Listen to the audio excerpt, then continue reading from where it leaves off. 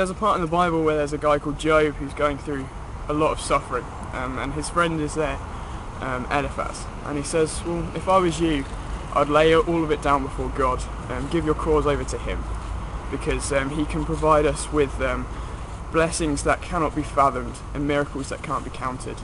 And I guess that's where I started my journey with God.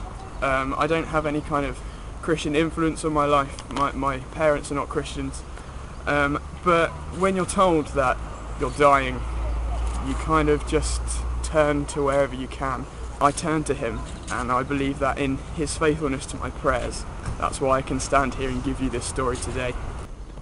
When you're told that you've got 2 days left to live, you don't really know where to turn. All around me there was people who were just trying to find someone to blame, and God normally got the brunt of that. I turned to God in the ever so slight knowledge I had about him.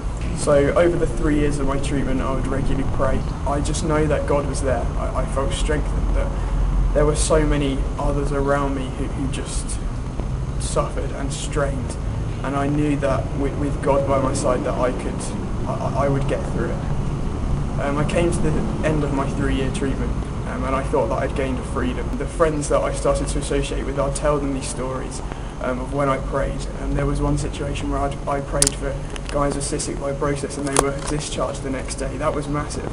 I would tell my friends about these things and they would say, no, that just didn't happen. I wasn't unhappy, but at the same time I wasn't satisfied.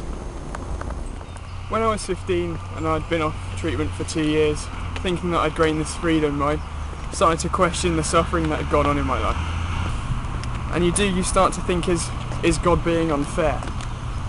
And I was searching and seeking for answers to this, and nothing in the world could provide me with the answer. I've been going to the Friday youth group, but I'd been going just for the fun, to spend more time with my friends, and I then got invited to big church, as it were. Whilst God hasn't given me all the answers as to why these things have gone on, I know that He'll use all things for good. And I knew that in my life what I had encountered, God would use for good. And I realised that actually I wasn't suffering because of any wrong that I had done, or any wrong my mum had done, or any wrong that my grandparents had done, because that was covered by Christ, that he died for me.